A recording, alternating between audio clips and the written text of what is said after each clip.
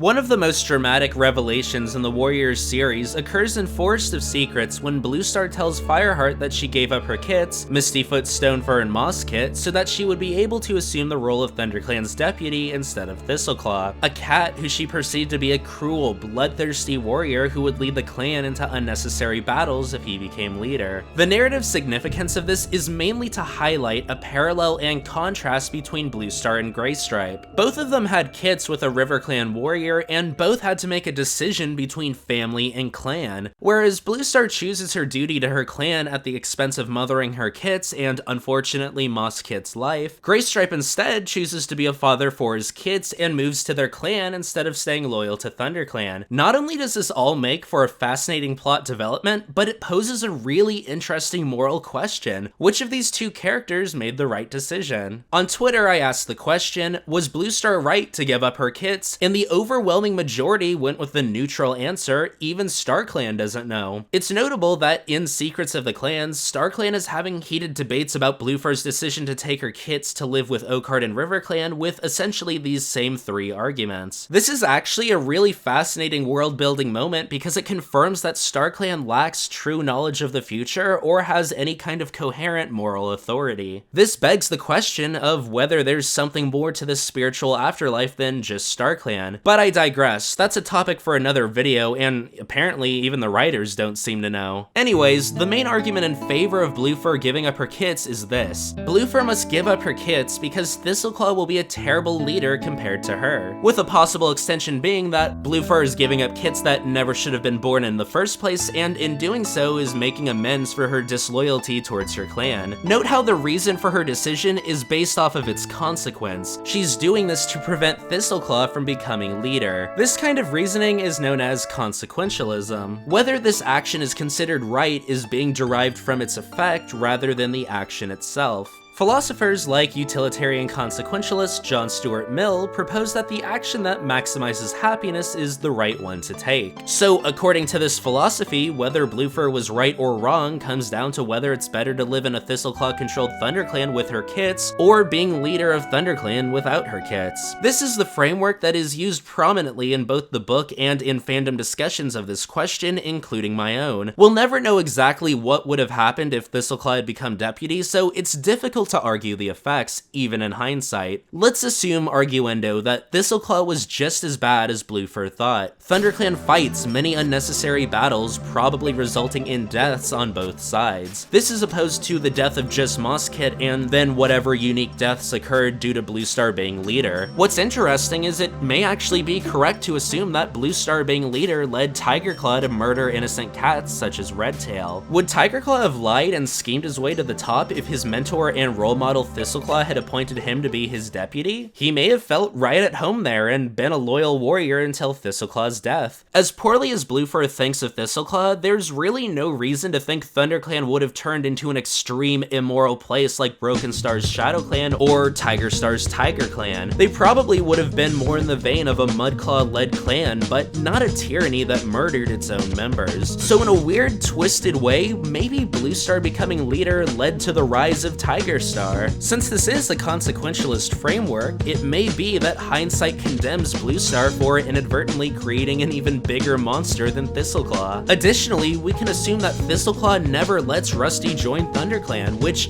would dramatically shift the future of the clans in likely a pretty negative way. Now, in fairness, hindsight isn't fair in judging the morality of Bluefur's decision. To do that, we can only use the information that she had to work with, which was Thistleclaw will probably be a deadly, destructive leader, while Bluefur herself would be a wiser, more tempered leader. The trade-off is whether giving up her kits and the pain she and they will both go through is better or worse than letting Thistleclaw rule. Given that, I think it's fair to say that something that will only affect a few cats is better on paper than a ruler who will affect all of the cats in all of the clans and almost certainly cause a greater amount of suffering than what's even possible from Bluefur and her kits. By this reasoning, Bluestar ultimately made the right decision from a utilitarian standpoint. Of course, this argument hinges on the assumption that Thistleclaw would have been as bloody of a leader as Bluefur believed, and that becoming a deputy and going through a leader ceremony would have in no way tempered Thistleclaw's aggressive urges. As such, this debate will never be settled because there's no way everyone can agree on what the realistic consequences of Bluefur's decision actually were. However, there's another way of framing this debate that can give us a definitive answer as to whether or not Bluefur made the right decision. German philosopher Immanuel Kant proposed the categorical imperative as means for determining whether or not an action is right or wrong. This falls under the general ethical philosophy known as Deontology. While utilitarianism determines the morality of an action based on its consequences, Deontology determines its morality based on whether the action adheres to a set of rules. Kant's rule, the categorical imperative, states that you should act only according to the maxim whereby you can, at the same time, will that it should become a universal law. What this basically means is that you should only do something if you think everyone else should do it regardless of context. An example of this would be stealing. I think we can all agree that it's bad to steal $1 from a homeless person on the street. What the categorical imperative says is that it's equally wrong to steal $1 from Donald Trump. Stealing is wrong, period. Their morality is based on the action itself, not the players or the relative consequences. This example reflects the universal authority of the biblical commandment, "Thou shalt not steal." The way we can apply this philosophy to Bluefur's decision to give up her kids is to ask, is giving up your kids something that we should want everyone to do regardless of their situation? I think most everyone here will agree that no, we shouldn't want everyone to give up their kids. To use an example from the Warriors universe, if it's wrong for Cricket Star's mom to give up him because he had an accident and injured his jaw, then it's equally wrong for Bluefur to give up her kids so she can stop a dangerous leader from taking control of ThunderClan. So given that, it's up to you to decide what reasoning you buy into. Kant's categorical imperative would say Bluefur made the wrong decision in principle, while Mill's belief in maximizing happiness would likely say she was right. Although you'll never be able to have a definitive cause-effect analysis that everyone can agree to. I think in the end, the real lesson we can learn from all this is not to mess around with those darn River Clan cats. They cause nothing but trouble.